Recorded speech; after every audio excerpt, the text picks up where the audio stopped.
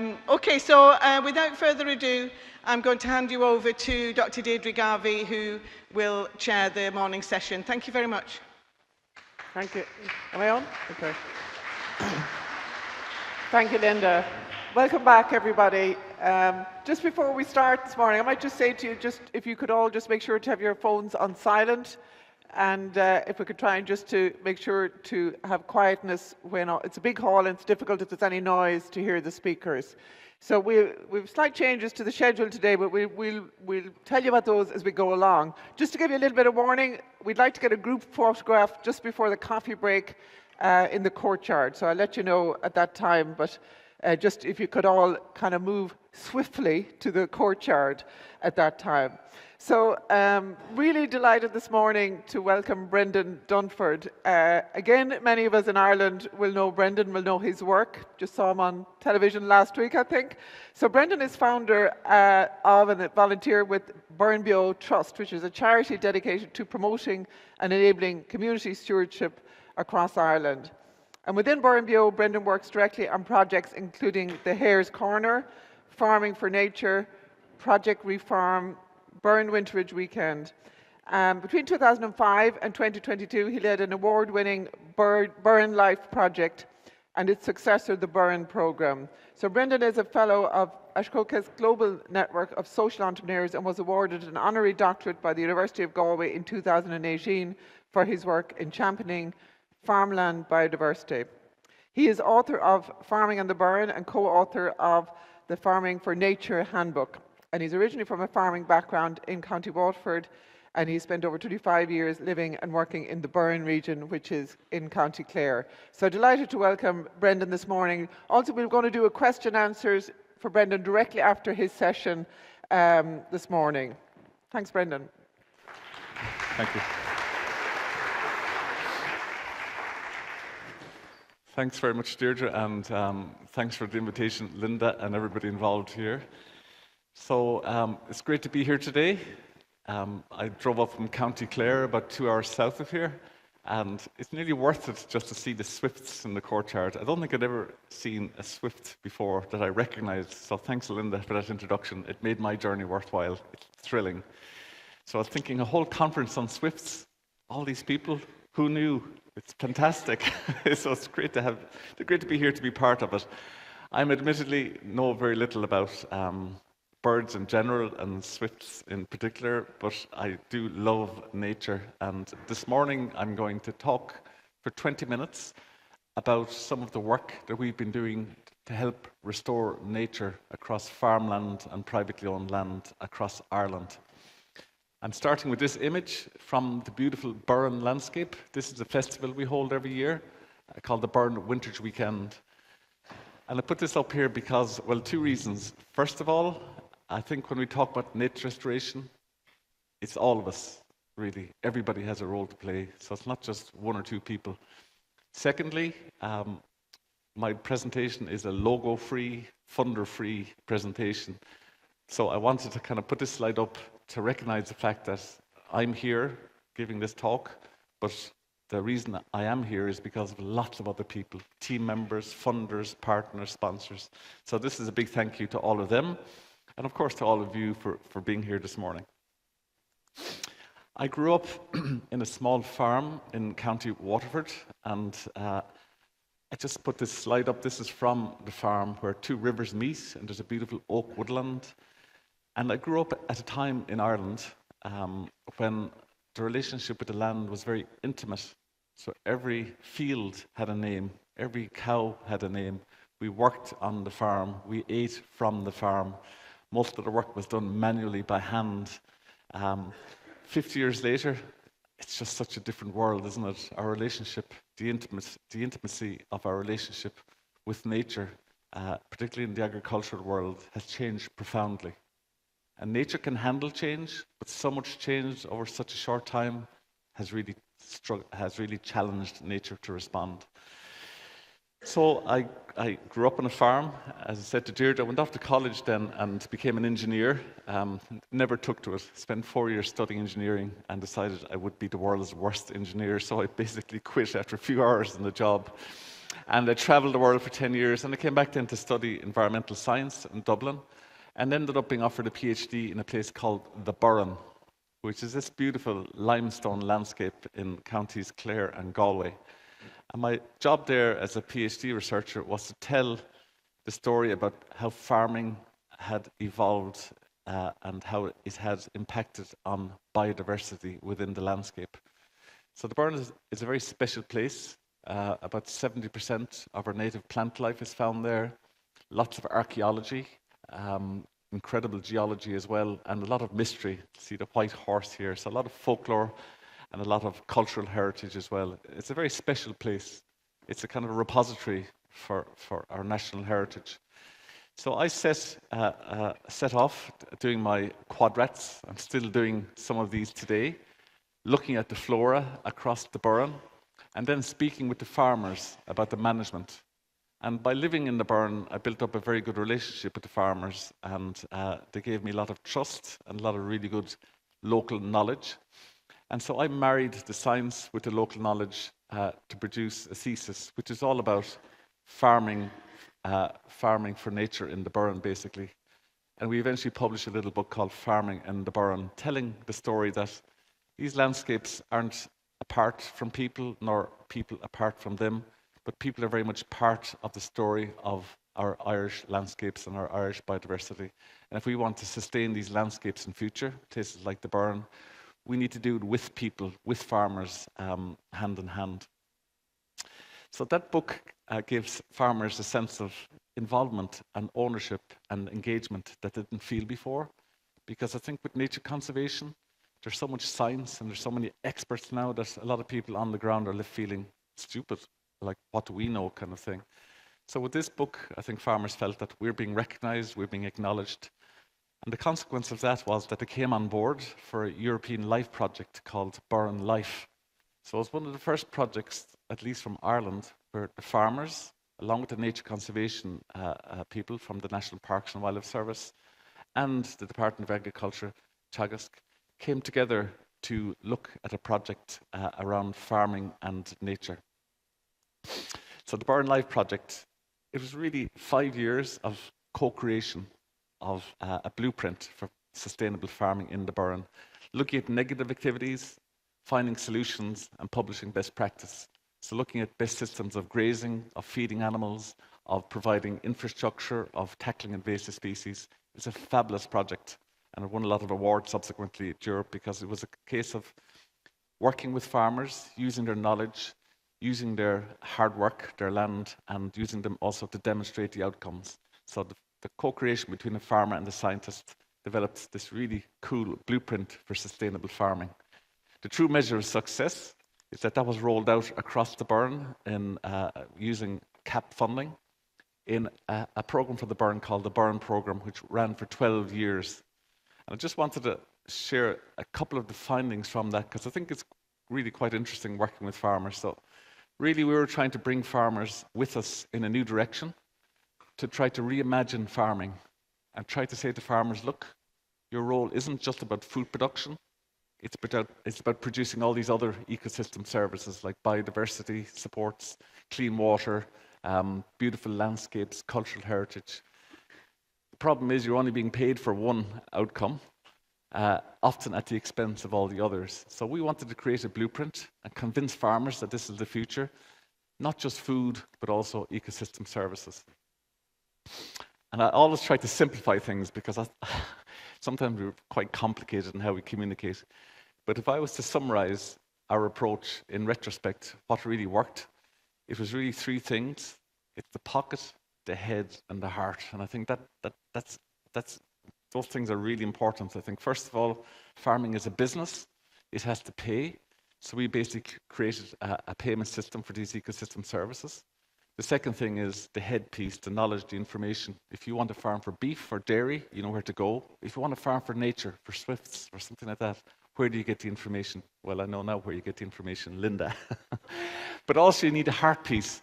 All of us, when we do what we do with a sense of purpose and a sense of love, we do it better. Look at all you guys here and the swifts. But if we can convince farmers that their purpose, their role in society is much bigger than just being fruit producers, then getting them on board can be transformational. So a couple of very quick examples. In the Burren, we developed probably Ireland's first landscape-level result-based payment system. So in other words, we're saying to farmers, when you bring your animal to the market, the condition of the animal will determine the price. Well, what about applying that to your environment? If you're wrecking a field or if you're not grazing it at all, why should the public pay you? But if you're managing and the outcome of something like this is amazing, this is what we need, this is what we want, this is a precious resource. And as the local farmer said, you can't import it from South America. So this is a vital and unique commodity that we paid for. So we introduced that system many years ago. Now, if your land is in bad condition, we also gave you support funding to, remove scrub, or it could be putting in these lovely traditional gates, or putting in pathways for access, or providing water supplies through solar and whatnot. And over time, the condition of your environment would improve and your payment would improve. So it's a very simple mechanism where we paid farmers for their environmental performance. And we ran that project for a good number of years. So that was the pocket piece, paying for ecosystem services. Then we had the head piece. So one thing I know about farmers is that they hate paperwork. We all do, but farmers really hate paperwork. So we reduced our farm plans to 1 page. Everything was on 1 page, and the previous versions would have been 20, 30 pages. So a 1-page plan, a local office if you ever had a problem and you needed advice on nature conservation or dealing with the department. And we also had a lot of indigenous knowledge, so harvesting the indigenous knowledge, so sharing between farmers what worked best. And that's really important, that peer support. If you want to farm for nature, for wildlife, you need to know where to go to ask for practical advice. So the head piece. And then the heart piece. This is a really important one. This is where we wanted to reimagine farming and give farmers a new sense of purpose and ownership. So we set up a little festival called the Winterage Weekend, which is an old tradition of transhumance in the Burren, where we bring the livestock onto the hills for wintertime, around October every year. So we set up a little festival whereby we invite one farmer. It was this family here, the Fords in this picture, to bring their herd of cattle. So here's Aoife, a young female farmer. This is the UN Year of Female Farmers, bringing her herd of cattle with some helpers. You can see down the hill and along the road and all the way back. So very labor intensive, 20 cattle, 800 or 900 people herding them. But what a window into, so when we think about farming, sometimes now we think about Jersey cows or fields of grain. But actually, what about this? This is farming in the truest sense. This is traditional. This has been going on for thousands of years. These animals are superb quality, producing good beef, but also sustaining this amazing landscape. So every year we get this on the news or in the newspapers, and this says to farmers that you are important. What you do is much more than producing a commodity. So that's the Burren programme. We're so inspired by working with the farmers in the Burren that we expanded to a national scheme called Farming for Nature. This is where every year, even this afternoon, we go and identify superhero farmers across Ireland who are farming productively and commercially, but are also delivering for nature. So these are some of our ambassadors. We have them in every county across Ireland, also in Northern Ireland and Croatia and Lithuania and Austria and places like that.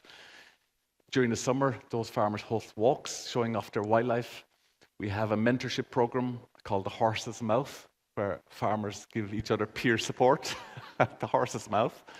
And we also have a lovely handbook where farmers give tips to other farmers about simple things that one can do for nature on their farmland. If anybody here is from Ireland, or anybody would like an excuse to come back to Ireland in a few weeks, we have a big festival. This is going to be the National Farming for Nature Festival held in Stradbally in June, just a month away. We have about 60 speakers, all of them farmers. Bar the minister, he's allowed in because he's a good guy. So this is where we're giving farmers ownership of the conservation agenda, and we're listening to them and also sharing their knowledge and information. So that's one to look out for. Did it work, this approach, working with farmers? Well, this is a graph showing that when we started the Burren programme, the average field score was about 6.8 out of 10.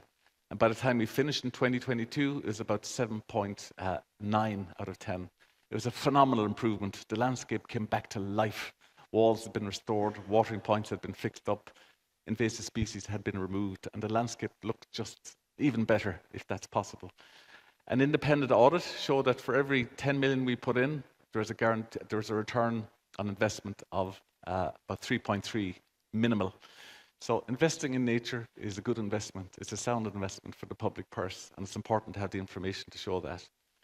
The other thing is when the burn program ended in 2022, immediately things started going backwards because we were paying farmers for additionality, for doing more than the normal farming activity. So when you took that funding away, then things declined. So this showed that working with farmers, €1 million per annum, 350 farmers, 75% of the burn landscape, you could actually improve the environmental health and performance of the landscape. So it's a real message of hope. If we can mobilise 120,000 farm families across Ireland and also in your countries, they are the agents of change in terms of nature restoration, I feel. Okay, so the new scheme is acres. When I finished with the burn program in 2022, I met some people from the financial world and the economics world, and we set up a little startup called Refarm. So this is a new one. This is where we look for private sector funding for businesses like CIE Tours, is one, John Paul Construction, a bunch of other businesses, to invest in nature conservation, but through farmers. So we've got a bunch of funders on at the moment, and we've started last year with 80 farms right across Ireland, where we're identifying those farmers, getting those farmers to suggest actions to improve nature on their farms and paying them with using private sector funding. So not relying on the CAP or the public funding, but using private funding. So in the Burren, we have a project with 20 farmers sponsored by CIE Tours, using virtual collars to help target grazing on undergrazed areas suffering from encroachment with Molinia and grasses like that. Fantastic project. Young farmers love it. We have a farmer down here in Kerry who created this beautiful wildlife pond on his dairy farm, and it ended up being on the front cover of the Irish Times because it won Dingle won the greenest place in Ireland last year. So the farmer in the middle there is Dinny Galvin. So this is a farmer who built this pond using private funding. This is an impressive one. Linda will recognize this. This is a San Martin nesting bank under construction by a farmer in Kildare, Kim McCall. It's finished now, and he's created this huge pond in front of it. He's covered it over with earth. It's amazing. It really is amazing. All the farmer wanted was, to go ahead and a bit of funding, a small amount of funding, and he created this incredible piece of work for nature. I do think if you're to do it with a public purse, it would probably take years to plan it and develop it and tens of thousands to build it. This is built over the course of a few months for a pittance, to be honest with you. Again, showing the power of farmers. Thankfully, I met Linda along the way, and we've worked, I think, with 6 different farmers to install swift nesting boxes, and we hope to expand that significantly this year to more farmers, because farmers are really keen on that. So Linda advises on the location, and we have good suppliers, national suppliers for the boxes as well, so it's best practice being done there. And we produced a little report last year. If you want to see it online, it's refarm.ie. And I think this project has a lot of potential. So if there's an issue like a red listed species like swifts, we can reach a lot of farmers fairly quickly. We can get through to a lot of funders as well and have a scalable solution for different species and different habitats as well. So that's Refarm.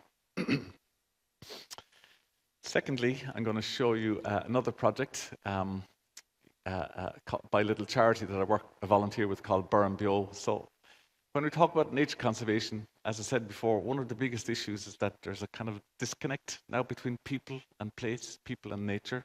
Probably not in this room, but in general. So a lot of people think that these ideas are imposed from above by the European Commission or by the department or by the Green Party or somebody like that, and from outside. And that doesn't work. So my late wife Anne and I set up a little charity called BurrenBeo Trust to tell the story initially of the Burren and how great it was and how this is all about people and place. It's not a wild place. This is an inhabited landscape, a living landscape. Produce magazines and so on. Set up festivals like Burn and Bloom. Organize walks where farmers lead groups out every month for the last 10 years. Have tea talks during the winter to share knowledge about our local heritage. Have archaeological digs through our conservation volunteers. Collect yellow rattle every summer as a way of distributing this wonderful plant for meadow restoration. Next month we have an archaeological festival. So BurrenBeo does a lot of stuff, but one of the most important things we do is education and awareness. And I think we can never lose sight, and it's great to be here in ATU, about the power of awareness and learning. So about 20 years ago now, we set up a little project called BTO, where we went into the schools every week and told them about a different aspect of their heritage, their geology, the archaeology, the history, the flora, the fauna, and so on.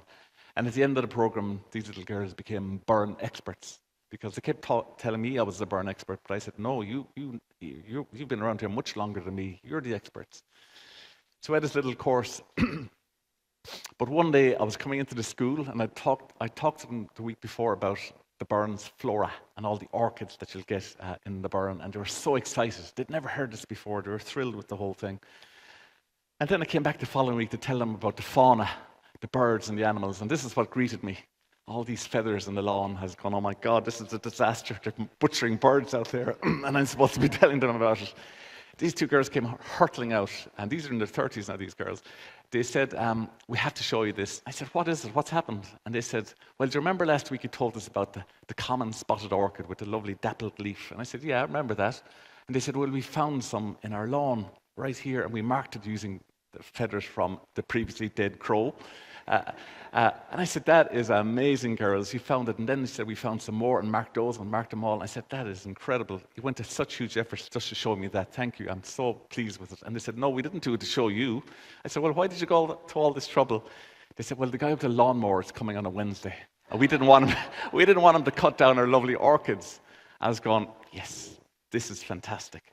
Awareness, but also the capacity or the potential to do something about it. That's where change can come from. So we've been running that program. This is the graduates later on in the year. We still run it in the Burren, but we've expanded it nationally now to a program called Heritage Keepers. So this is where we work with schools and also communities across Ireland. We give them a 5-week introduction to their place, exploring old maps and designations and what's special about their place. So to build the connection. Now this is done remotely, sometimes in person, but mainly remotely. But at the end of the course, we then give them a small grant, €1,000, to do something for nature, or do something for their local heritage. So it could be like these guys doing some learning by a local river. It could be putting in a swift box in the school. It could be doing something very simple. But by taking an action, you get the sense of power and I can change. And you also get the satisfaction of knowing that you have a voice in nature restoration. So this is a super program, and it's, again, the potential to reach out to lots of schools and communities to undertake simple actions for a species or a habitat or a site within their area. Just another little idea we had in the Burren is that this tree, which is called the Scots pine, lots of different stories here, but I'm going somewhere with this. This is thought to be extinct in Ireland, went extinct from the pollen records, disappeared around 1200 AD, was reintroduced from Scotland in 1800, and became known as the Scots pine. But in the Burren, Trinity College Dublin found a small pocket of pine woodland which had never gone extinct. They could find pollen and needles being shed during the period of extinction. So TCD were able to establish that this site never went extinct. So we saw the opportunity and we said, okay, we're going to set up a little project to restore this species across the Burren and elsewhere. We called it the Burren Pine Project. So it's not the Scots pine, it's not even the Irish pine, we're calling it a Burren pine. And this is where we work with landowners in Clare and increasingly across Ireland to give them a bunch of these pines onto their land. And because the story is so special, they just love it. This is a local family in the Burren. So we have nursery sites which are protected, but then surplus seedlings we give across to different landowners across Ireland. So we got a little bit of funding a few years ago to expand that project, and we thought, well, here's an opportunity. Why don't we offer people a chance to have some Burren pine as part of woodland, but also the chance maybe to create a lovely pond like this, or maybe the chance to plant some native apple trees or heritage apple trees from seed savers. So we set up a project called the Hare's Corner in order to give landowners across Ireland the opportunity to create a space for nature, be it a pond, be it a pine woodland, be it a heritage orchard or other things. By the way, the Hare's Corner is an expression from this part of the world, from Mayo especially, about that corner of the field where you couldn't get in with the heavy machinery or the intensive activity. So you left it to nature. It became known as the Hare's Corner. So we've borrowed that expression for this little project. And again, it's going gangbusters. We have it in about 12 counties this year. Last year we had about 1,800 Hare's Corners created across Ireland in conjunction with biodiversity officers in every county. I'm not sure we have the Mayo, Sheila is here today, but The biodiversity officers are fantastic. This is 2025, the Hare's Corners. We produced a lovely book as well called The Hare's Corner, making space for nature. And again, there's an opportunity there to, include Swift's boxes perhaps as an offering to some of the people involved there. One of the measures we have is a plan for nature, because what we're finding is that so many landowners are desperate to do something for biodiversity, but are afraid to do the wrong thing. So we give them little bits of advice, sometimes bespoke, about how to manage their grassland or their trees or their hedges or so on and so forth. That's a plan for nature.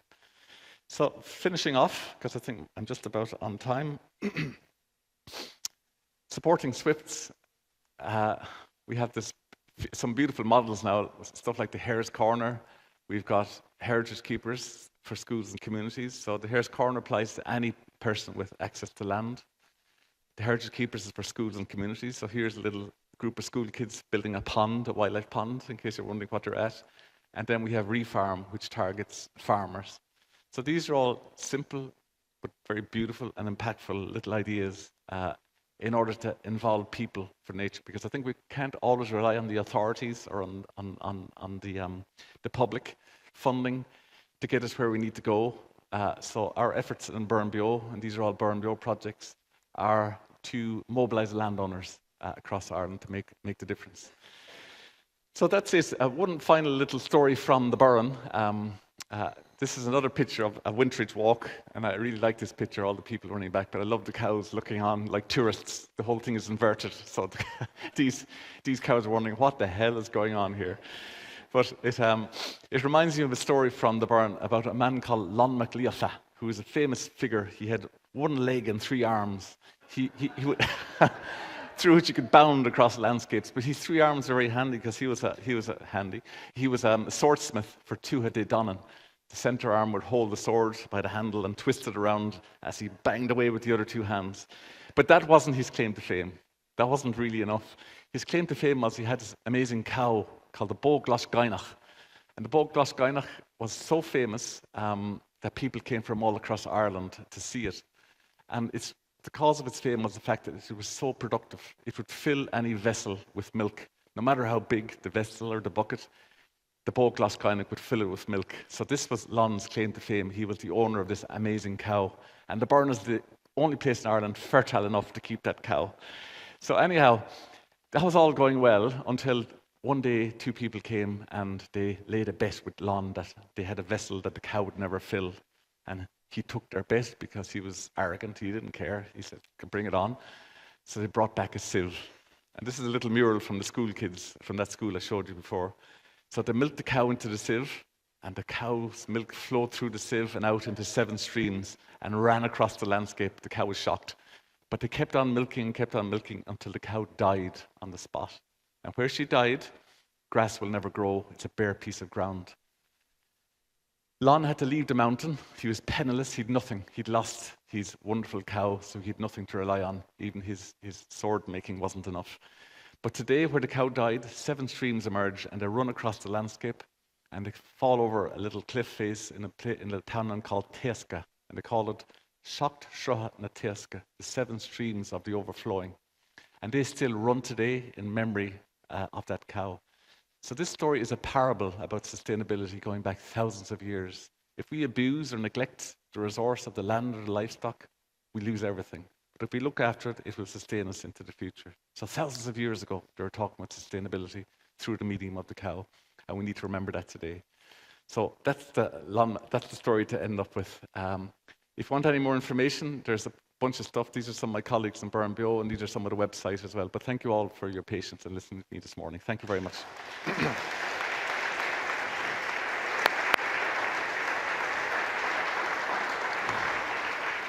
Thanks. We're going to take some questions from Brendan at this stage. I know we start a little bit later, but we're going to catch up at our coffee break because we have a little bit of slippage built in there. So if we'd like to take any questions from the floor from Brendan at this stage. Brendan, thank you very much. That was just amazing. I've heard about Brendan's work for years, but and it's just wonderful to see the connection with the heritage and the story that many of us, having grown up in a farm myself, we're aware of all those things that we've lost. So fantastic, Brendan, and great to share it with all of our international guests too. So, Linda, do you want to just take some questions from the floor there? Yeah, I have a question, and I'm not from the Burn. Lori Ness from Washington State. So in general, you're talking about farmers being afraid to do something for biodiversity, and I was starting to think about in your program, where do you start dealing with invasives? Because it's such a huge problem everywhere. And because that right off the bat, it gets so overwhelming.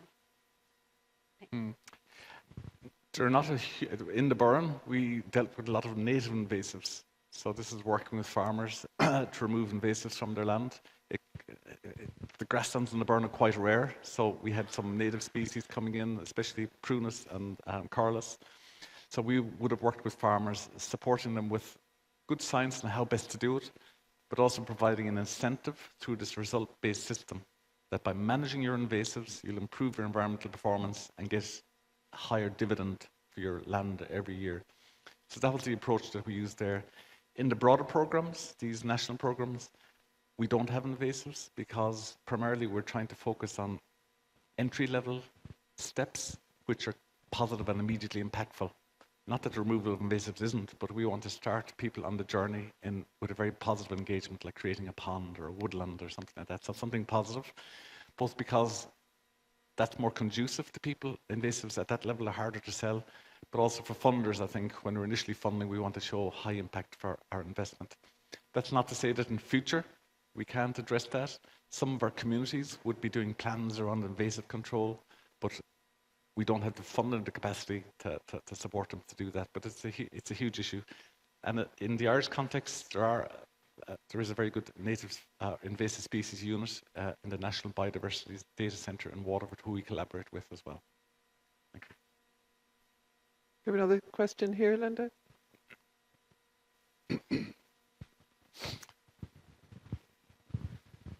Thank you, Christoph Meyer, Switzerland. I was wondering, you talk about these 3 pillars of convincing farmers, and one was the head. How do you do that when funding is running out after 10 years? I mean, the economy is always there, the heart is also there, but like the head, you get on a program and then it runs out again. So that's a big challenge, and this is where I think you need.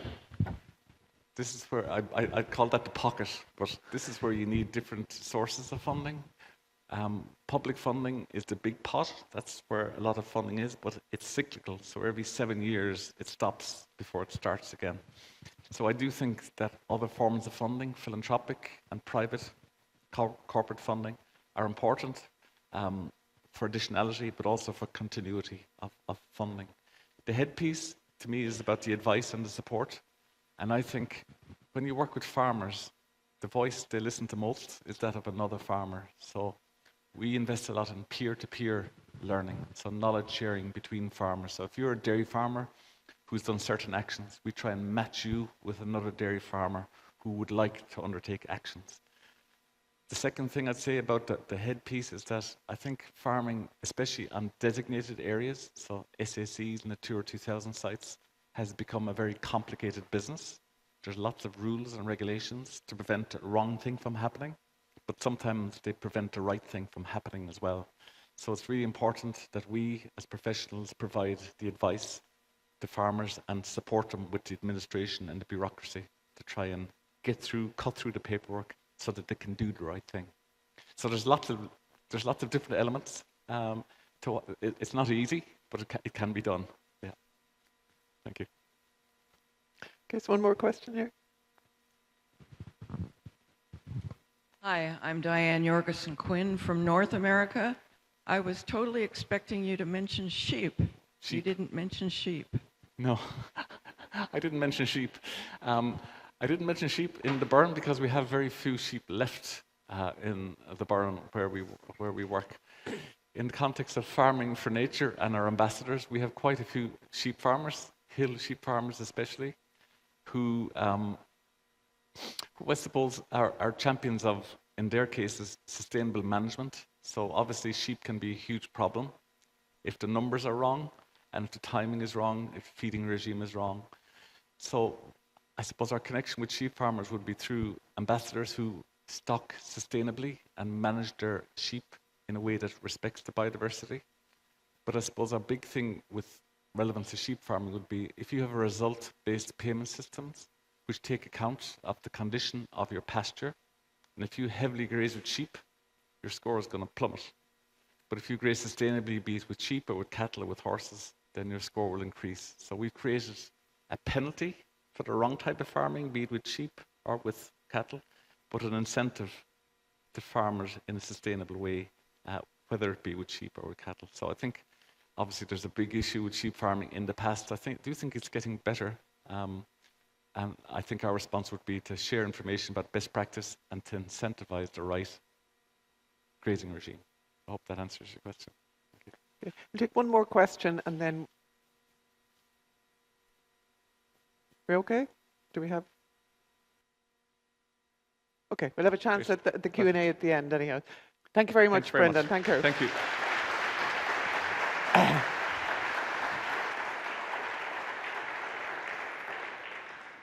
Now I'd like to introduce two speakers for our next slot. Welcome to James from Killorglin County, James Daly, Killorglin County Kerry.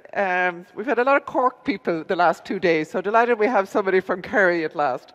So James began the town's Swift project 12 years ago. He would describe himself as a complete novice with the local tidy towns and has since helped to prevent the species from disappearing from the town completely. He's also involved in the barn owl conservation and he volunteers in biodiversity initiatives such as Local Roots, which grow native trees. Also joining him is Jarek, who you've met yesterday. Jarek has been actively involved in Swift research since 2019 and has assisted James in surveying the town's Swift population in 2025. And together they will present the progress of Killorglin Swift conservation efforts and the findings of the recent survey. Great.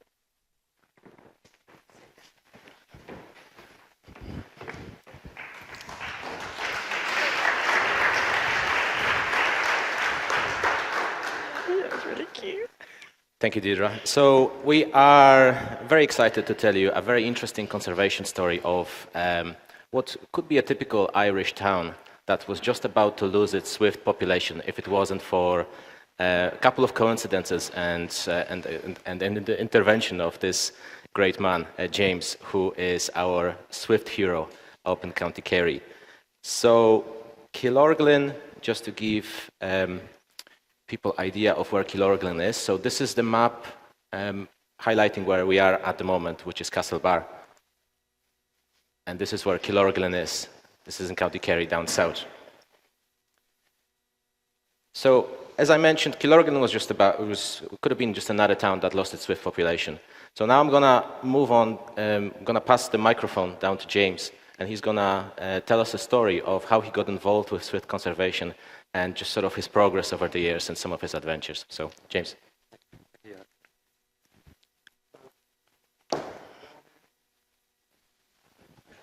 Hello? Okay, so hi, I'm James Daly from Killorglin. I know it's not a Kerry accent, but my parents are from Ireland, and I definitely consider myself an Irishman. This gentleman here is Frank King. For those of you who don't know him, he's a very famous Irish ornithologist from County Kerry, and he used to have a weekly radio show, and he came to our local town to do a general talk on birds, and he got onto the subject of swifts, and he was talking about the measures that people were taking to try and recover the swifts in Ireland at the time. And at the time, I think they were on the amber list, and this really caught my sort of attention, and I was just fascinated by it. It kind of planted a seed in my head, and I said to my colleague at the time in Tidy Towns, maybe we can help them, because I'm sure I could hear the swifts in the town, but I didn't know anything about swifts, nothing, you know. I still know nothing. So we... Next slide. So we got the men's shed to make some boxes. They're the boxes on the left, and I don't know where we got the plans from, but they weren't particularly good because Stalin's moved in straight away, and they've never been occupied. That's my house on the right. You can see it's kind of borderline. It's only probably about 20 foot up.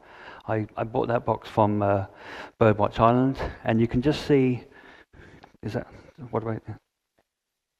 Oh yeah, you can just see my boom box there, like a 1980s boom box with CD player, covered in plastic, and it took me 6 weeks.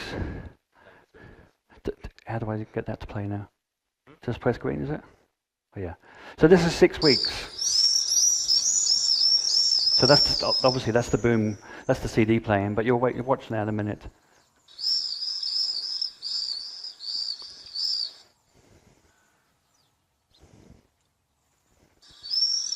Okay. Yeah. So that was after 6 weeks, and I showed that to Frank King, and he was really impressed, and his enthusiasm kind of encouraged me even more. I thought, I'm onto something here. So I needed to increase my knowledge even more. So I went to a Swift talk in Cork, given by Brian Caffrey from Birdwatch Island. So I came back with more information, and as you can see, we got the funding for 12 Swegler boxes, and you can see I kind of got a little bit silly with the names there, the O Swifts and the Swiftons and the Swift Cadiz. I just couldn't help myself.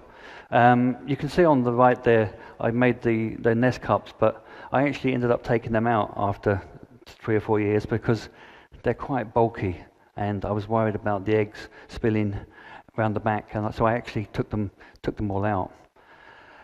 But sorry, just before I actually committed to this project, I do remember ringing Linda umpteen times. I'm sure she would agree that I was probably a little bit of a pain. I was getting really nervous because when she started talking about length of cables, make sure you've got a power source, you need a cherry picker, timers, USB sticks. I mean, come on, you know. I said to my colleague at the time, should we just put up blue tip boxes and just be done with it? But no, we stuck with it, and these are the first 3 sites that we put up. Now the image on the left is the Killorglin library. That's a fairly recent picture, and that's the predator guard that I put up. And I'm going to talk to you about the predator guard that I've since designed. So next slide. Now here's a picture of our bosses, our mentors. Now they look actually quite friendly there, don't they, and harmless. But they actually run a really tight ship. I can tell you, you can't make any mistakes for those guys. I can tell you. No, but we are honestly Islanders really lucky to have these guys leading our Swift kind of conservation plan, and this conference is a testament to both of them. So thank you very much.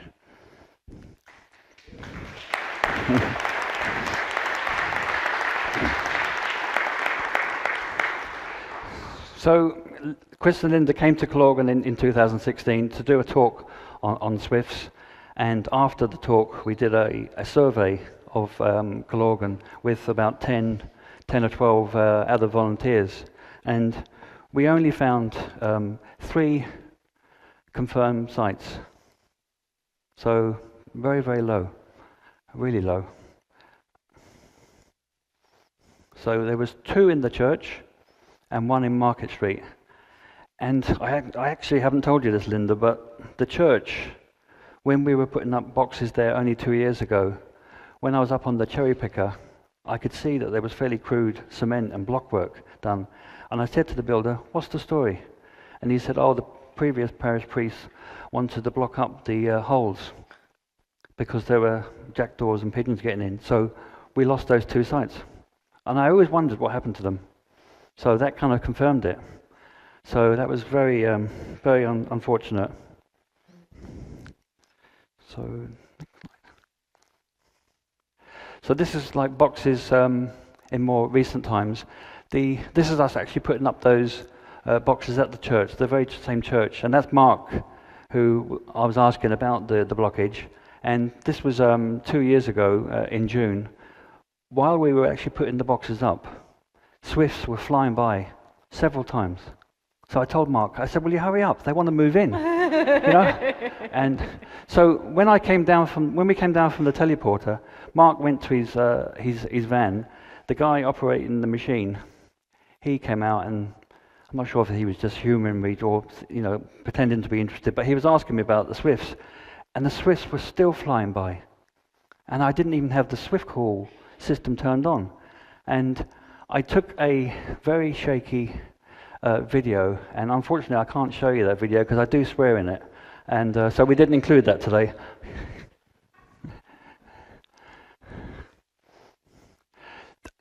This was quite an interesting project. This was, I noticed from my kitchen across a few fields away that the local secondary school was doing an extension, a new science building, and as soon as I saw a crane, I thought, interesting. This is going to be a building of some sort of height. So I went to the school, introduced myself to the headmaster. He didn't know anything about swifts, so I gave him a very, very quick lesson. You're never too old to learn, even if you're a headmaster. He introduced me to the architect. The architect told me that his wife was an ecologist. I thought, this is easy. I love this job. This is easy. But this is where the but is. The foreman was a Rockweiler. He was a horrible man. He looked like he was chewing a wasp all day long. He was a horrible individual, and he had no interest in birds or biodiversity or anything. So he didn't listen to a word I said, and he put them at the back. There were 4 triple boxes. He put them all in different places, and he put them far too close. And this picture was taken only there about a month ago, and you can see now that the trees in 8 years have got bigger and bigger, and they've got wider and wider. So I said to the headmaster there a couple of years ago, I just said, look, I'm really sorry. I think this is, such an expensive project, and it failed at the last hurdle. So he just went, yeah, can we try again? So I said, okay. So I had a look around the school. I identified another site, and we put up 4 external boxes. Now, last year, I was observing the boxes, and I saw 2 swifts going in, and they were both in there for about 10, 15 minutes. So I'm hoping when I go back to Killorglin that we might have some nesting pairs. So it just goes to show, if you fail, just try again, especially when it's not your own money. So there's just a close-up, and you can see the first speaker failed, and it was really, really high. I actually went up there with a ladder. Never again, I can tell you. It is so high, and I thought, so the second speaker was on the window ledge. So, but again, I kept trying. I was playing the swift call, but I was just banging my head against the wall. It was a failure. This is our kind of main pride and joy in Killorglin. This is our best swift colony. We started initially with 3 boxes, and then over the years it just gradually expanded. Now, if you're wondering why we have a picture of a goat with a crown on, Killorglin can boast the oldest festival in Ireland. It's over 400 years old, but that's another story. You can just see there's a swift sign, just general information for the public. This is a coffee hut, and inside the coffee hut I put another swift sign, so when people are waiting for their cappuccinos and lattes, they can be reading away. This was another project. This was actually a private residence, and I had a good kind of rapport with the biodiversity officer, Kathy Fisher, at the time. She said, we don't normally do funding for private houses, but I kind of got through. And she gave me 3 boxes and a sound system.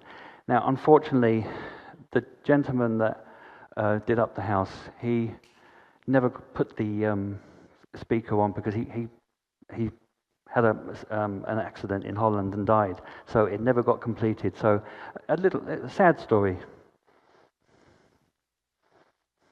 Now this is my COVID project. This is a shed I built with 2 carpenters. I kind of got a little bit carried away. You can just sorry. I've spoiled that surprise now. Oh, bugger! You can see there's over 50 houses, bird houses. So I have sparrows, blue tits, bats, and I put in 6 swift boxes, 6 on the southern side and 6 on the northern side. This is actually the south side, but it's been very well insulated, so I wasn't worried about temperature. And inside is a sleeping quarters up on the balcony. And I know it might sound a bit weird, but I actually slept with them on Monday, just gone. And it was really nice experience because I could hear them settling for the night, little tweets, and so we all kind of fell asleep together, you know. And and they woke me up the next day about 5:30 and said, "Come on, you have to go to Castle Bar," you know. So with the Swift silhouettes, you imagine the carpenters. Every morning I say, "Lads, I've got a new idea," and so they have to make these jigsaw puzzles. So where the eye is of the Swift is a little black pin, and I can pull that out, and it's one-way glass, so I can actually look in. So this is just like me taking it down and showing you the nest material from, I think it was a sparrow. So I'm happy to tell you that I've now got an additional pair now in the top floor in the penthouse. They only turned up about 10 days ago. So I now have 2 pairs in the shed and 2 pairs round the corner on my above my kitchen. Yeah, so I was actually going to have a bit of fun with the local. I was actually going to have a little bit of fun with the local Gardaí and put a sign at the top of the road, just to see how long it would take them to pay me a visit, you know. And can you imagine what they'd say when I said I sleep with them as well, you know? Now I'm going to hand you back to Jarek, and he's going to tell you about the survey. Oh, sorry. Sorry, mate. Sorry.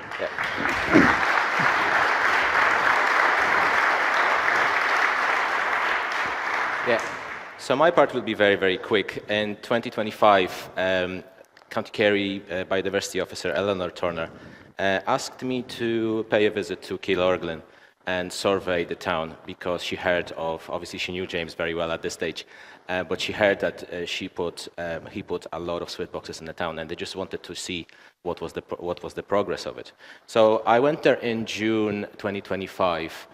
We did like a swift walk. We got some volunteers to help us out, and just to remind you guys, there were only 3 nests in 2016 that we can confirm. And in the next slide, I'm going to show you the progress. There we go. Much easier. Okay. So we identified 24 active nests. Okay. And now some of you might say, I have 24 nests in my own home, right? In my own house. But for Killorglin, this is a great success because this was just going to be another town that loses this swift population. Like James mentioned, that church tower lost its swifts, and the other sort of natural location, we actually couldn't confirm it in this survey as well. So without James's intervention, those natural nests would have been gone. And without the boxes, there was probably not much help for them. So just some results. Actually, the external swift boxes were a star of the show. You see the placement of them, sort of imitating sort of the natural nest locations of where our Irish swifts found their nests, which is under the eaves of the roof. So the great placement, the calls are being played, so fantastic work. So at the moment, in 2025, James have provided 83 cavities for the prospecting swift, so likely that population is going to grow. So there were 17 nests in the external swift boxes. Even the natural nest population actually grew as well, which is a great sign. And internal, sort of the built-in Swift boxes. James already mentioned there were a couple of problems with these, but they only just illustrate what kind of hurdles we can encounter. But this picture is obviously James's shed. And obviously James doesn't want to stop here. He's quite dedicated. So he says plenty of more ideas. So I'm just going to pass over the microphone back to him just to explain his future projects and current projects.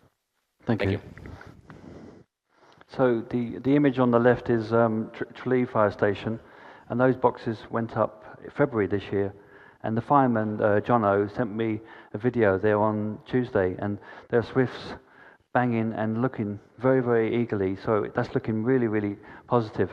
The image on the right is my proposal for a Killorglin fire station, but that could easily be on the Tralee fire station too, particularly as in Tralee, it's right next to a primary school. So I'm going to really try and push that. I don't take no for an answer. No. So that's Jono, and he was excellent. And that's a close-up of my Predator Guard, which I didn't design, but I just got the local hardware store just to, I think they just used a roofing cap and just bent it in different places. And I purposely did it so it's white on the outside, so to reflect heat.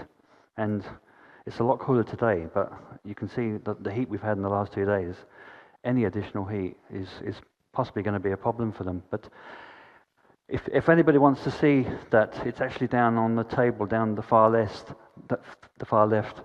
So that was only one Predator Guard for one triple box was only, with the 3 brackets, was only €16. So it's a really cheap sort of solution for, predation and hassle from like crows, jackdaws, and so on, and heat possibly. There's the guys. There's little vandals. These were the first Predator Guards I put on, and they weren't done particularly well. You can see the one on the right is missing. It blew off, and I don't know where it went, and that could have been a disaster. I lived in Australia. I was thinking I'd have to go back to Australia and hide. Oh, this is us. Is this us? Yeah. Oh. I think so. Oh, right. Okay, that's what it's for. I thought there was a Swift in here. So that's why those guys were hanging around all the time. So that's why I came up with the solution and the idea of the Predator Guards. And that's a close-up. And this is actually Killarney House. Another box was put up. That's been up over 8 years. It's never, ever been occupied. I went up there and to have a close look. There's not even any evidence of any bird material whatsoever. And the ladies down below, they said to me that Swifts did look at it the first year or two, but there's just so many jackdaws, crows, and other birds. So I've actually made them a Predator Guard, which is going to go up very, very soon. So fingers crossed. It's been up 8 years. It's been just a bit of a waste, but we'll try and rectify it. This is we put up another 3 boxes on the church. Now I'm not particularly keen putting on boxes on a heritage building, but I got permission and I did my best with the colour. And I don't know if you can see on the left-hand side, they're actually quite hard to see. So even when I point them out to people, they can't see them. So it's that's a result. I was contacted by this teacher in Killarney, Turlock O'Brien. He wanted to put up Swift boxes yesterday. He wanted the school kids to make them, and I just hold off. I can probably get you boxes from the council with a call system. I suggested that he get the kids or the TYers to make barn owl boxes and then to donate them back into the national park. And that's what they did. So that was a really good outcome. Now they will be building an extension. So I've told him that you're better off putting them into the building, they'll be there for the life of the building. So that's what they're going to do. Now Killorglin isn't big enough for me. So this is St Mary's Cathedral in Killarney, and I met the Bishop of Kerry, and I was talking to him. I kind of casually mentioned St Francis of Assisi, so I knew I had him cornered. and I told him about the Swifts. So he's given me permission to actually investigate the tower and to see whether we can build a Swift sort of chamber for the Louvres. And this was a talk that myself and Jarek did about 4 or 5 weeks ago in Phoenix in County Kerry. It was like kind of an environmental festival. And we basically did a talk on Swifts in general and the success of Killorglin. And I was given the cabbage cream eggs by SuperValue in Killorglin. So we gave them out to people in the audience so they can actually experience how incredibly light the Swift is, because it's the same weight, as you probably know, as of an adult Swift. So it's a good way of getting people's attention. There you go, Jarek. Thank you. Yeah, I just want to summarize. And so I just wanted to introduce James to the international Swift community. And because I just think that what he's done in Killorglin is really, really great, and it's an opportunity to share the information with perhaps other people in the audience who are living in other towns in somewhere in Ireland, or the no town that is losing its Swift population, so they can just follow James's sort of example. So I just want to recognize James, and just if we can just give him a thank you, mate. Thank you. Thank you very much.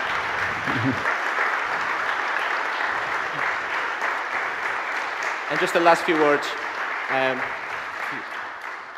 Few acknowledgements, Linda and Chris Huxley, Eleanor Turner, and Killorglin SuperValue. Thank you. Thank you, Jarek. Thanks, James. Thank you, James and Jarek. I know we're running a little bit over time, but you just couldn't interrupt that now to allow them to get to the end. I also, when you described your hard taskmasters, Linda and Chris, and when you talk about cherry pickers and cables, I started to get that feeling as well, because we have a lot of those conversations. However, I always describe Linda as being pleasantly persistent, and it's a great way to get things done. But she's also a great listener, because over many times I have to say to Linda, just leave it with me, and we kind of navigate things. So I think we all know how Linda works, and she gets things done. So I'm delighted to introduce our next speakers, Ben Stammers from North Wales Wildlife Trust and Dr. Hannah Howard from BTO Cymru, Wales. And Ben has worked for North Wales Wildlife Trust for 20 years, and he's currently managing the SIFT project, and he has a background in visual art and seabird conservation. And Hannah is a research ecologist within the British Trust for Ornithology in the Welsh team, and he's been working with Ben for 2.5 years on their SWIFT project. So welcome to Hannah and Ben.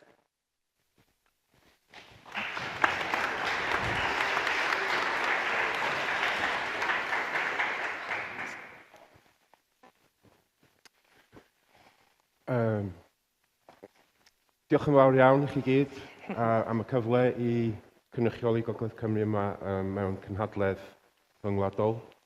Thank you very much to Linda and the whole team for organising this amazing, inspiring and thought-provoking event. It's fantastic to be here and really taking so much in. So this is a kind of joint project, a partnership or a collaboration. And I'm going to talk for a bit like James and Jarek. We're going to kind of do a sandwich with the good bit is going to be in the middle. It's going to be Hannah, but I'm going to talk for a bit first about how we came to collaborate, and then Hannah will explain the science, the methodology. Apologies to people who came to the conference in Lancaster in November, because this is basically a tweaked version of that story. So if you've heard it before, I won't be offended if you go to sleep or look at your phone or whatever. So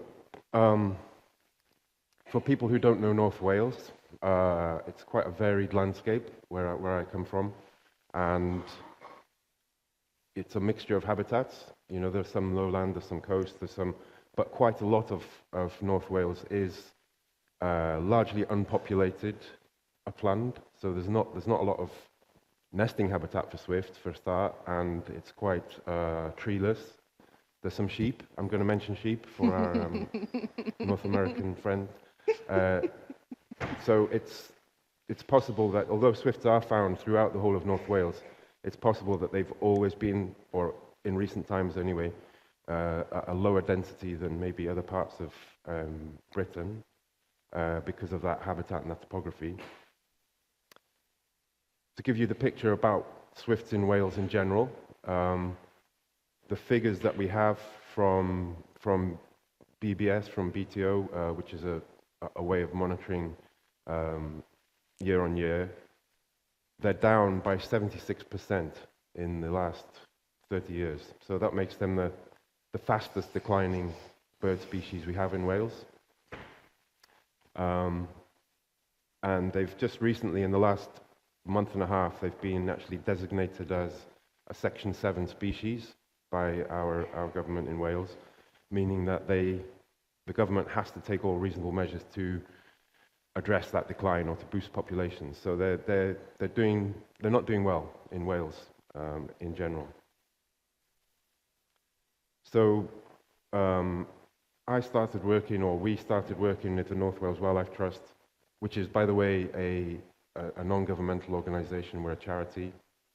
But we've been working on swifts for about 10 years, off and on, depending on grants and funding and so on. But we've been doing a lot of some of the same things that I'm sure a lot of you have also been doing, and we've put up a lot of swift boxes, or I think we've put up about 1,000, maybe a bit more than that now, on different kinds of buildings, heritage buildings, some schools, some houses, churches, different places. We set up a special online recording system, which I thought was really important at the beginning, to try and get information about where swifts were, because I realized we didn't know much about where they were. So we set up that on Cofnod, which is the local record centre, and that helped us to try and protect known swift sites if they were in threat of destruction. So we tried to raise awareness. We did talks in schools. I set up workshops for ecologists and for volunteers, and tried to inspire, swift champions like James here, and a bit like some of the work that Tara was talking about yesterday, working with OPW, and we also set up a national campaign to try and persuade the Senedd, which is the Welsh Parliament, to include swift bricks in all new developments. That's ongoing. We managed to get a debate in the Senedd, but the last government decided not to do it. We've now had an election in Wales in the last month, and I'm hoping that the new government may be open to persuasion. The new Welsh First Minister, we actually have some swift boxes with an online stream on his old school, so I'm hoping to kind of try and use that to leverage it, and if not, we'll fall back on the fact that he once kissed my sister. And we'll try and maybe blackmail him or something, but I'm hopeful. So a bit about the birth of the project. I think my overall impression is, having done all that, putting all those boxes up, I'd have to say that the success has been patchy, I would say, and that that the overall take-up of boxes seems to be either low or slow, and there's some examples of success, and it was really interesting hearing Chris's talk yesterday. Made me think a lot about size of colonies and perhaps thresholds, and so many ideas are firing about that, but we wanted to know more. Some nest sites have definitely been lost in our area through building work and renovation, and I've got several examples I can think of in my own patch where historically a whole kind of street's worth of swifts were kind of wiped out when soffits were put up on a council estate, and the swifts that used to be there just ain't there no more. That's definitely happened, but there are also some places where I can think of where nothing seems to have happened to the building. There's still available nest sites, but the population of swifts seems to have continued to decline. So it felt like there were different things going on. I've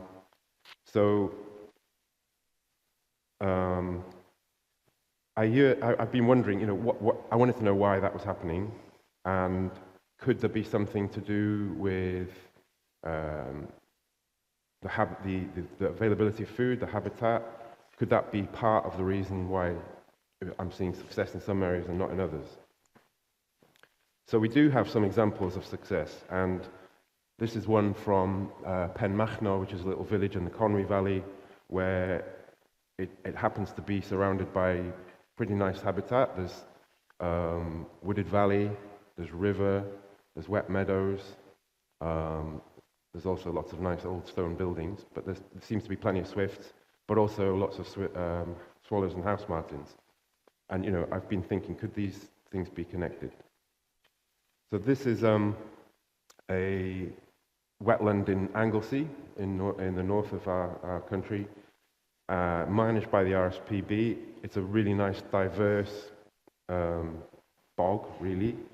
And, I know that in good conditions, swifts can feed very high up on insects that may have nothing to do with the habitat below, the kind of aerial plankton. But when the conditions aren't good, you often see them feeding in places like this, quite low down, or in sheltered woodlands. And I kind of thought, well, could having these kind of resources within your patch be an advantage to nesting swifts? It's a question. And this is the sort of habitat you see them feeding in low down when it's wet and windy. So one of our nest sites where we do have some success, Craigmire in Menard Bridge, I was really keen to try and use that to research possibly food availability.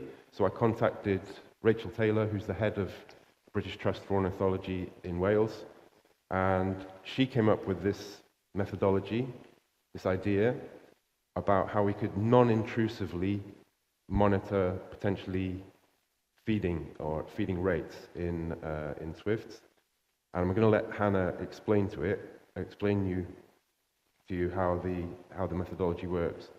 And I'll let you do that, and then I'll come back in after. Thanks, Ben. Yeah, so as we've heard, and I'm sure as many of you know, you've probably clocked many hours yourself. It's very time-consuming, standing, watching swifts, although it is also very therapeutic as well. And it's quite easy to miss them as they duck in and out of their nest boxes. So this is where technology is a really useful companion and tool to help us more easily monitor swifts, especially when you need a cherry picker. There's been a lot of talk this morning about cherry pickers. Need cherry pickers in order to be able to access the nest, to check the nest, to install technology, particularly cameras. So this is where technology is a really useful additional tool. But the reason we're trialing this technology is because instead of the short trips back and forth like swallows and martins do, science suggests swifts will continue gathering food until their bolus is full, at which point they return to their nest to feed their chick. So therefore, the time between chick feeding visits could quite plausibly be used as a proxy for food availability. So we set out to look at different technologies. I'm looking forward to James's talk when he's giving us an update on the ins and outs of the camera nests. Cameras are great. I'm sure many of you may have installed these in your Swift boxes too, but they are also quite time-consuming, and you still need that access in order to be able to install the cameras and to maintain them. So we were looking at alternatives. What could we use outside a nest box, but that still records the noises that come from the nest box? And this is where we landed on passive acoustic monitoring. This example is on the right is an audio moth, but the other audio recorders are available. So in order to make audio recording useful for us, there are several steps that we needed to go through in order to see whether it would actually work. So the first one was we needed to record audio and pair it with cameras so that we could ground truth and work out actually, okay, so this is the audio noise of what an adult looks like in the nest. So in year one, we paired a few cameras with audio moths as a trial run to look like, to see what chick begging actually looked like on audio. And Harry, who's a master's student with us, he's got a poster at the back, so do go and have a look at that.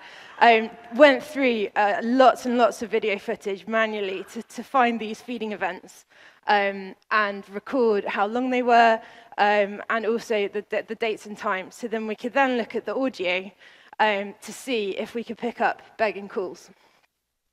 I'm really pleased to say, if you hear it, this is the chick begging call. And it was really pleasing to see this, and the signature was stronger in from some audio recorders than others. This one was literally sitting in a loft nest box, so it was right on top of the nest. And we've enlisted the help of the BTO, so the British Stress Ornithology Acoustics Pipeline team, who are helping us train using AI as a train system in order to be able to take these signatures of what a chick begging call looks like and be able to label it in order to then run other audio through to pick up when these chick begging calls happen. So we're in the process of doing this at the moment. Alongside that, in year 2, so last year, we also tried lots of different types of deployments, and very happy to talk more about those afterwards if you're interested. And I've also brought some of the kit, some microphones, and the different audio moth deployments with us as well. So if you're interested, please come find us afterwards. But we did, lots of different types of deployments. So far, we have learned that there are definitely obvious chick begging calls. This is really great to see, and they do seem to be stronger when the adult is actually feeding the chick. At the moment, we're still in a pause stage of testing the pipeline to see it generally is doing a good job, but it still needs to be trained in order to recognize what a feeding event looks like in comparison to what the chick begging call looks like. So I'll hand over back to Ben for the next steps. So, can the data gathered by this project help answer some questions for conservation? That's my big sort of ask really for this. And you know, the main really important question that I keep coming back to, I feel like, is what makes a good breeding site? Because I want to know whether the conservation measures that I'm able to take, if I can get funding, are going to be the most useful. And I'm really optimistic about this project because the research and the data that we're gathering is mapped. It's got a timeline, and you know, these feeding rates could be starting to be compared between different habitats, different locations, different weather conditions in given time periods, and then compared over years. So the capacity is there to try to start to do some really meaningful research that can hopefully really inform conservation. Hannah's mentioned Harry. Harry, do you want to stand up and just sort of so that people know who you are? There he is. We call him HB, so I call him Pencil, Harry Black. His MSc is going to be really, really useful because the work that he's doing is collating all the information that we've collected about swifts in North Wales, and also all the boxes that we know that are up, and then starting to get occupancy rates and starting to really, you know, try and work out what's happening with the swift populations. So that, in combination with this passive acoustic monitoring data, I hope will start to lay the groundwork to look at, you know, why swifts are doing well in some areas, why not in others, and you know, to start to really fine-tune what we're doing on the conservation. So at the moment, we are between funding. We're looking for other ways to get the project to expand, which is what we really want. But I'm hoping that this could be something that more people could get involved with, and I'm really keen to try and expand it as a citizen science project, because I think it could start to get really useful info that could really help all of us try and help these amazing birds that we just want to get more of. Any suggestions for funding are welcome, by the way. You know, this is what we really want. But before we finish, I just wanted to say that it's been a really useful, but also a really enjoyable experience collaborating with both Hannah and Harry and the other people in the team. And I would really recommend all of us to try and work together, you know, working with scientists, conservationists together. I think it's the only way we can, you know, come together as a group of people who want to help swifts. It's been amazing feeling science leading the way for conservation. And I don't know, do you want to say something, Hannah? I think that's been, my experience has been really positive, and yeah. And then from the science side, we have also really valued working with Ben, because the conservationists are coming in and helping the scientists understand what questions we need to actually ask. And so jointly together, we are hoping to make a positive impact for swifts and the people who care about them. That's us.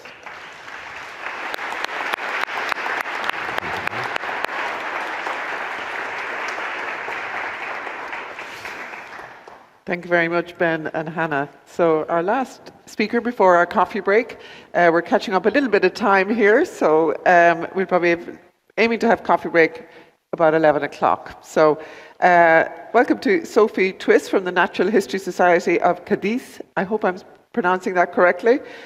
Sophia has been rehabilitating, advocating for swifts for the last 10 years. She's a member of the Natural History Society of Cadiz and has been involved with the Swift Conservation Project since its inception in 2021. And today she'll be sharing the Society's work protecting and raising awareness about the swifts.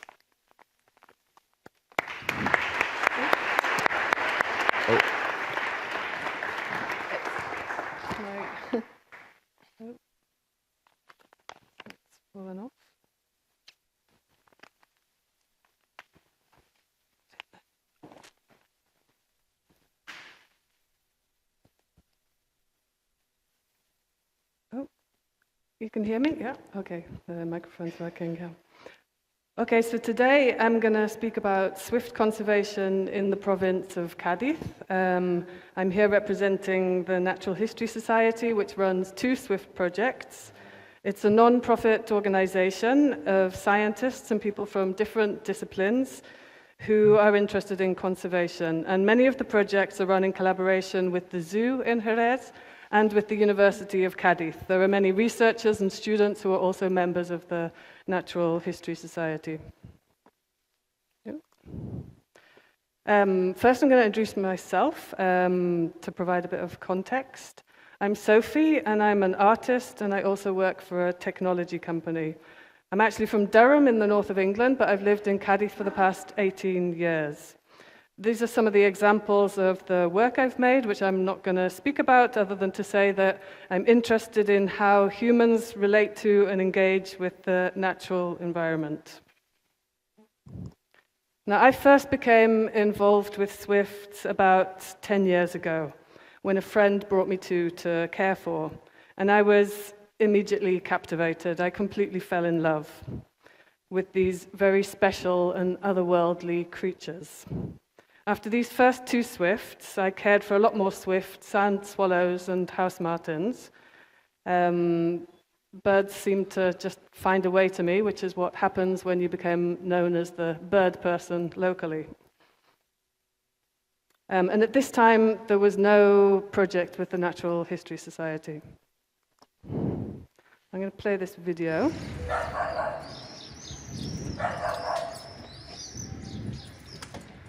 So this is a beautiful colony of swifts from my local town. And this, unfortunately, is where the person who is in love gets their heart broken in this story, because swifts had nested in this abandoned building for more than 15 years, and one day somebody decided to finish the building in the middle of the breeding period. And unfortunately, this didn't have a happy ending.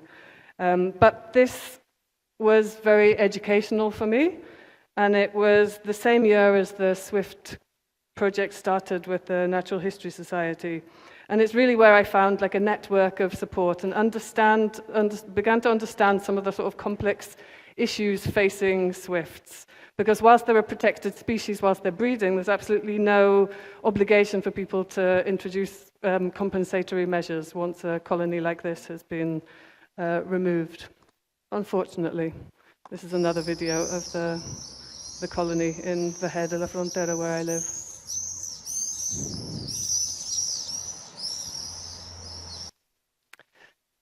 So this is where the being an artist comes in a little bit useful, because I looked for creative solutions to some of the problems, which I really saw as like problems of coexistence. Now, the innocence of love made me think that if people were aware of how wonderful swifts were, then surely they would do something about it. It doesn't always happen that way, but I made this nice children's book with a friend of mine to educate people about swifts.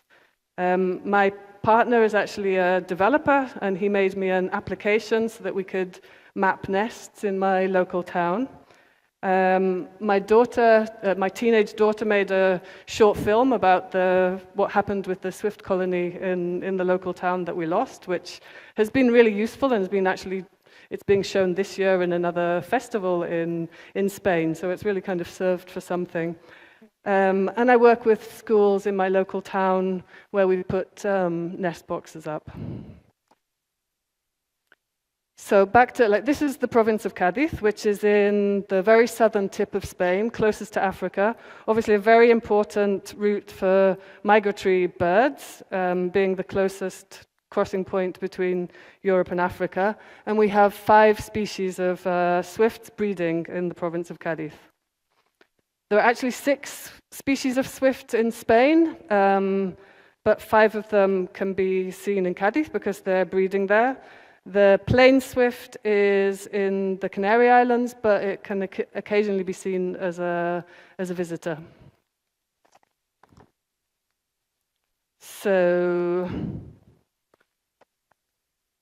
the Natural History Society has 2 swift projects, as well as a lot of other very interesting projects, which I want to briefly tell you about without veering too much from swifts.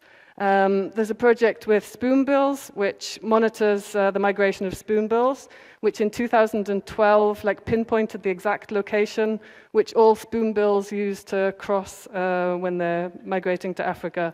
They do an annual count, and this is done in collaboration with Dutch organizations in the breeding grounds. There's another photo here. This tower is this exact point where the spoonbills leave when they're migrating to Africa.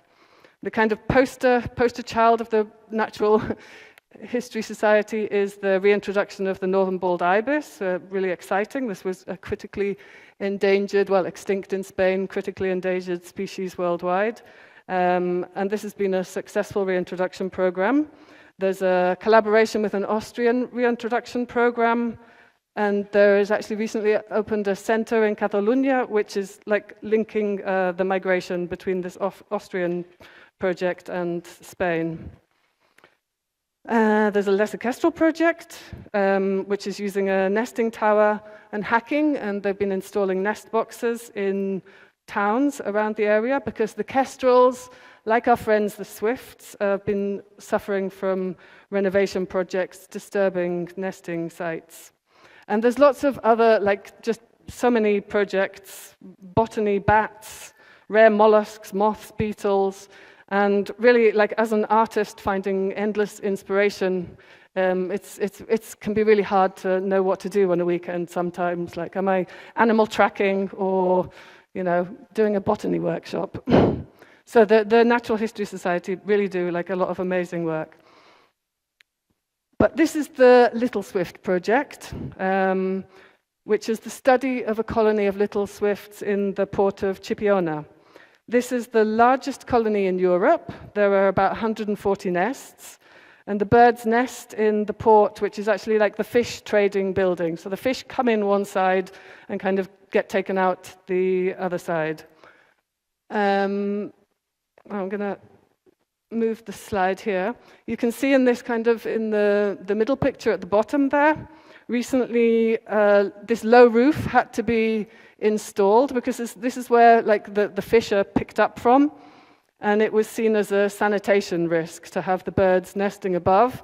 So this was a bit of a compromise, and it has affected the nesting because obviously the birds don't have such good access, but generally on this building there's a lot of available nesting sites.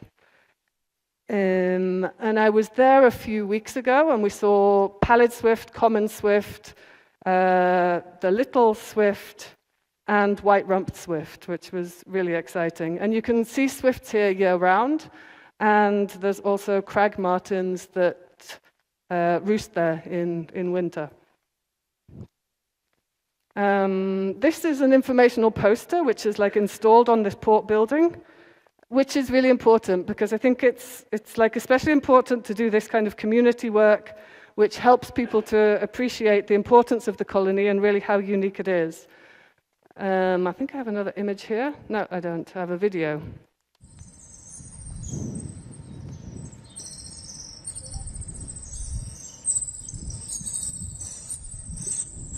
The sound they make is really just amazing. So now on to the Swift project, which is kind of separate to the Little Swift project.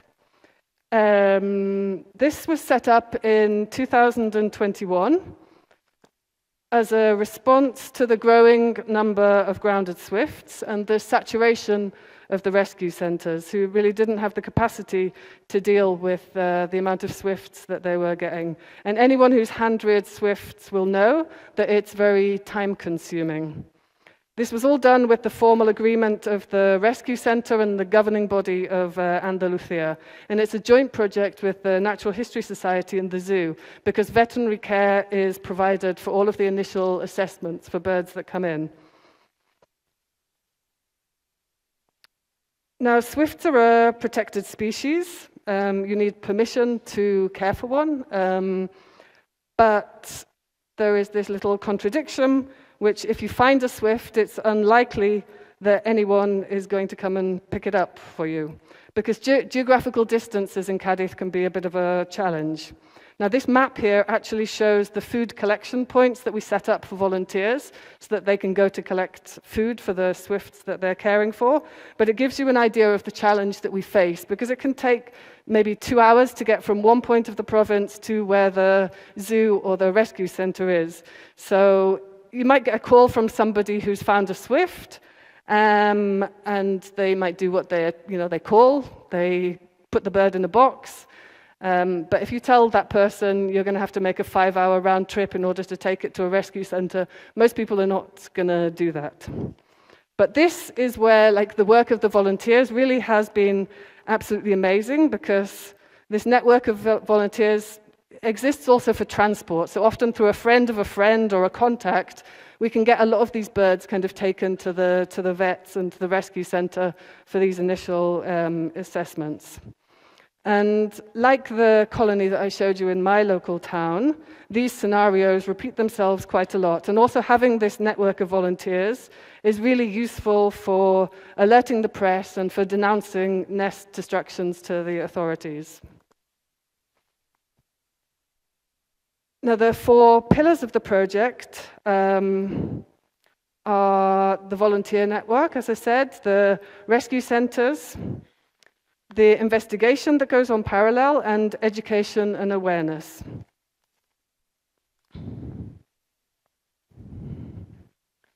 The volunteer network really is the backbone of the project, not only for hand rearing, but also for the transport. But also for reporting incidents and for all the workshops and education. All volunteers have to do formation, and there are video training resources. They're given food, and as I said, all swifts pass through an initial veterinary assessment to make sure that people are only getting healthy birds. Now, these were the results from the first 2 years of the project, which were really very good. 85% of all of the birds rescued were released. 10% died with volunteers, and 4% unfortunately had to be euthanized because they had no chance of survival. Up until this year, all birds have gone through the Jerez Zoo, but from this year, because of infection risk, that they're changing the process slightly, and again the birds are going to have to go to the rescue centre. But really the most important thing is that all birds initially pass through this assessment, so that only healthy birds are being given to the volunteers to care for.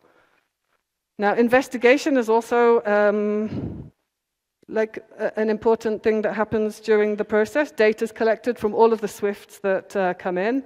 In this photo is Paula. She did her master's study on swifts and is now one of the coordinators of the project.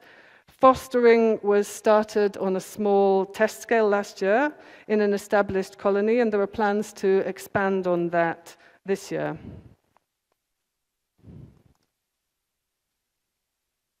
Education is really like a big part of what the project does. We have this is a traveling exhibition that moves from schools and different like public places, libraries, and when this exhibition like comes into a school, there are workshops, all again given by volunteers. We celebrate World Swift Day. Last year we started a Swift festival. I think there's a poster here about that. They're collecting all of the different Swift festivals that happen in Spain, and there's plans for another one which happens next week.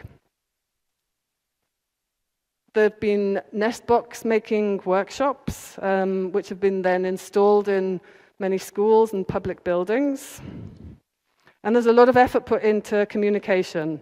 So working with like local news and really sort of disseminating the information that the project is doing. And this has really helped raise awareness of what the project is doing. Now these are the results from the last 5 years, which has really seen a huge increase in swifts found and taken to the rescue centre and swifts released. Now part of this is obviously due to the work being done to provide information to people about what they're supposed to do when they find a swift. And so in 2025 we had 658 swifts released, and this is thanks to nearly 150 volunteers now. So every year the project is increasing.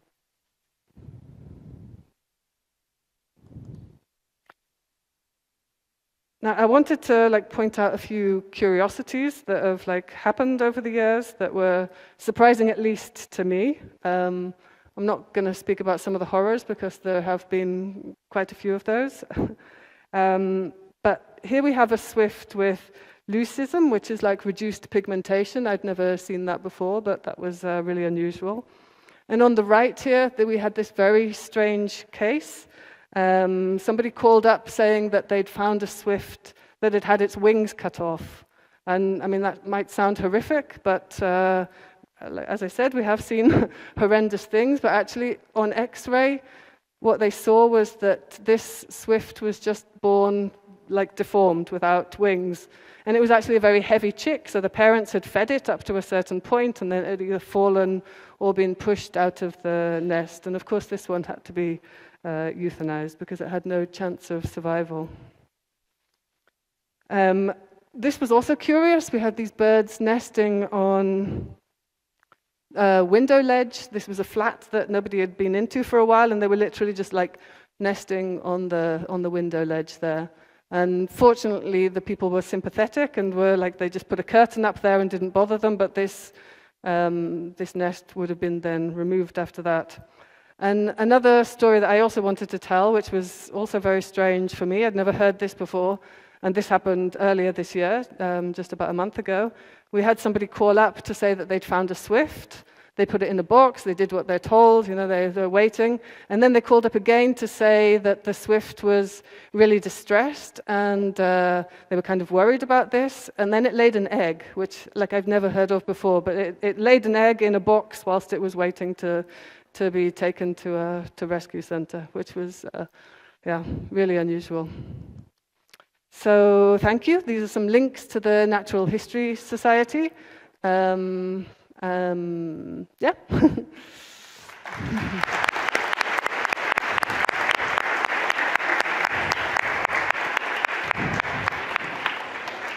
Thank you very much, Sophia.